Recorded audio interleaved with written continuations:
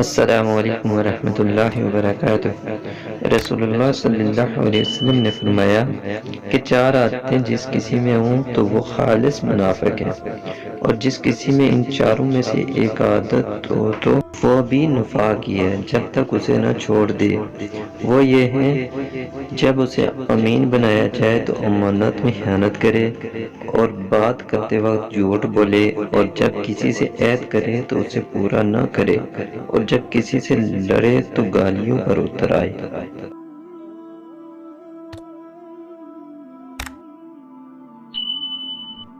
رسول اللہ صلی اللہ علیہ وسلم نے فرمایا، جو شخص شب قدر ایمان کے ساتھ محض ثواب آخرت کے لیے ذکر و عبادت میں گزارے، اس کے گزشتہ گناہ بخش دیے جاتے ہیں۔